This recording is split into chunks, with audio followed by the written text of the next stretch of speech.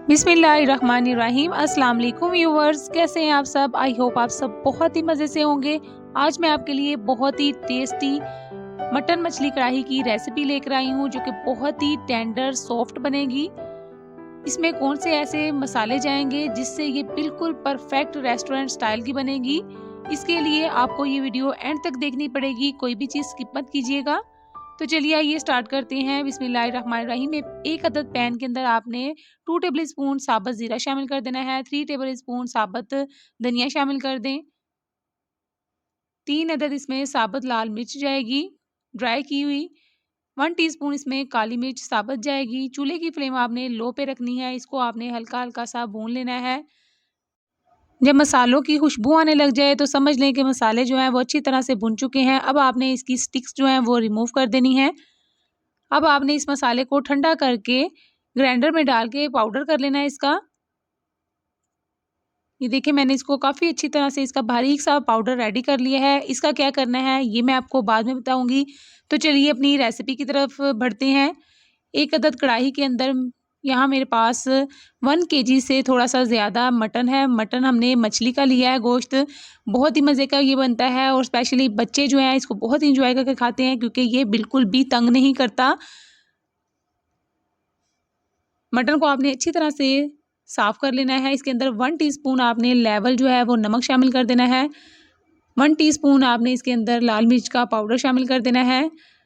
1 teaspoon इसमें आपने कुटी लाल मिर्च शामिल कर देनी है। हाफ टी स्पून इसमें हल्दी का शामिल कर दें। हल्दी मेरे पास फ्रेश घर की कुटी हुई थी।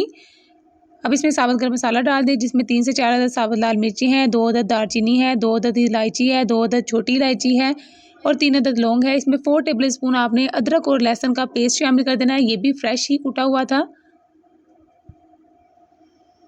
4 मीडियम साइज़ के इसमें प्याज जाएंगे रफली स्लाइसिस में कटे हुए। 2 ग्लास इसमें पानी के ऐड कर दें। मैं इसको प्रेशर में नहीं रखूँगी, ऐसे ही इसको कढ़ाई में पकने के लिए रख दूँगी, इसलिए मैं 2 ग्लास डाल रही हूँ। अगर आप इसको प्रेशर में रखना चाहते हैं तो फिर आप अपनी मर्ज़ी के मुताबिक इसमें पानी शामिल कर दें। इसको आप मिक्स करके चूल्हे की फ्लेम हाई करके इसको थोड़ी देर के लिए पकने के लिए रख दें। जब इसको जोश आ जाएगा तो फिर आपने इसकी फ्लेम जो है वो मीडियम पे कर देनी है और इसको तकरीबन आपने 30 मिनट के लिए कुक होने देना है। 30 मिनट के बाद गोश्त जो है वो काफ़ी अच्छी तरह से गल चुका होगा। आप इसको चेक कर लीजिएगा। यहाँ पर देखें पानी जो है वो बिल्कुल थोड़ा सा रह चुका है और गोश्त भी काफ़ी हद तक गल चुका है। मेरे पास फ्रेश मीट था, इसलिए इसने कुकिंग में ज़्यादा टाइम नहीं लिया। थोड़े से ही टाइम में ये जल्दी से गल चुका है। अगर ये फ्रीज़र का होगा तो फिर थोड़ा सा टाइम ज़्यादा लेगा। अब इसके अंदर हमने हाफ़ केजी जो है वो टमाटर ऐड कर देने हैं। टमाटर भी फ्रेश हैं और बहुत ही हैप्पी रेड रेड कलर के हमारे पास टमाटर थे। इनको रफली स्लाइसेस में काट कर वो शामिल कर देना है और इसको हमने तकरीबन कवर करके 5 से 6 मिनट के लिए मीडियम टू लो फ्लेम पर रख देना है, ताकि ये अच्छी तरह से सॉफ्ट हो जाए। 5 से 6 मिनट कुक होने के बाद टमाटरों ने पानी रिलीज़ कर दिया था और ये काफ़ी अच्छी तरह से सॉफ्ट भी हो चुके हैं। अब हमने इसकी भुनाई करनी है। इसके लिए यहाँ पर मैं हाफ़ कप से थोड़ा सा ज़्यादा ऑयल शामिल कर रही हूँ, क्योंकि कढ़ाई के अंदर ऑयल की क्वांटिटी थोड़ी सी ज़्यादा ही जाती है। ऑयल शामिल करने के बाद आपने इसके अंदर ऐड कर देना है मसाला, जो कि हमने स्टार्टिंग में पीसा था। 2 टीस्पून भरकर आपने इसके अंदर मसाले के ऐड कर देने हैं। बाकी का मसाला क्या करेंगे वो भी बता दूंगी मैं आपको। अब इसको आपने मिक्स करके अच्छी तरह से आपने इसकी भुनाई करनी है, ताकि गोश्त की जो स्मेल है, जो कच्चापन है, वो ख़त्म हो जाए। बहुत ही मज़े की, बहुत ही टेस्टी ये कढ़ाई बनती है। अब इसके अंदर हमने 4 टू 5 टेबल स्पून दही के शामिल कर देने हैं। दही जब भी ऐड किया करें उसको पहले अच्छी तरह से फेंट लिया करें। अब दही को ऐड करने के बाद आपने अच्छी तरह से इसको हाई फ्लेम पर भूनना है। चूल्हे की फ्लेम आपने अब हाई ही करनी है और उसी फ्लेम पर आपने अच्छी तरह से गोश्त की भुनाई करनी है। इसके साथ साथ अगर आप मेरे चैनल पर नए हैं तो मेरे चैनल को सब्सक्राइब कीजिए, लाइक कीजिए और अपने फ्रेंड्स और फैमिली मेम्बर्स के साथ शेयर भी कीजिए। अब इसके अंदर मैंने 4 साबुत सब्ज़ मिर्च शामिल कर दी है। कुकिंग के दौरान आप जब भी चीज़ों का इस्तेमाल किया करें, कोशिश किया करें कि बिल्कुल फ्रेश हों। फ्रेश पिसे हुए मसाले हों, अदरक और लहसुन और टमाटर सब कुछ आपका फ्रेश हो, तो जब आप कुकिंग करेंगे तो आपकी कुकिंग बहुत ही हाई क्वालिटी की होगी। ऐसे ही लगेगा कि जैसे आपने बाहर से मंगवाई है।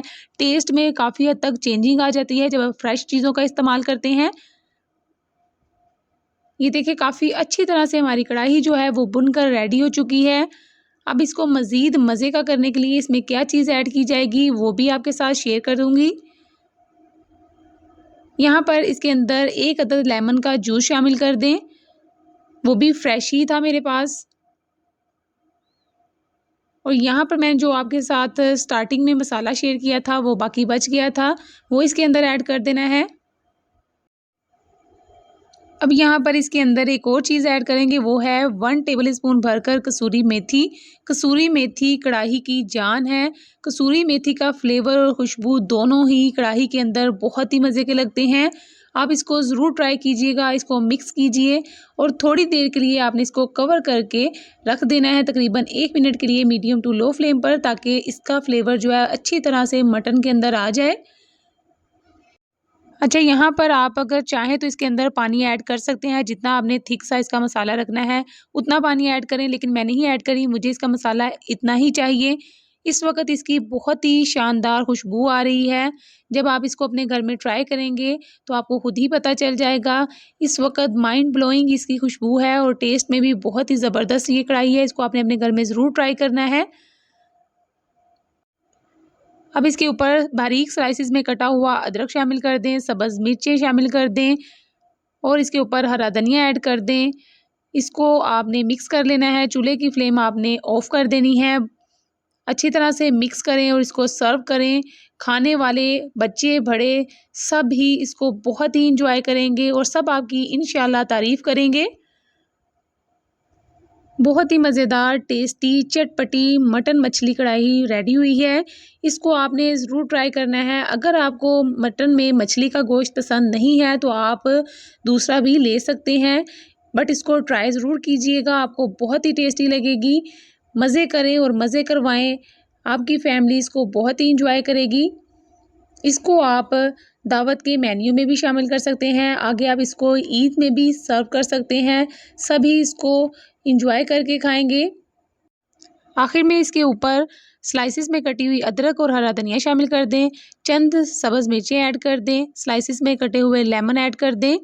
खाने की प्रेज़ेंटेशन की तरफ ख़ुसूसी तवज्जो दिया करें।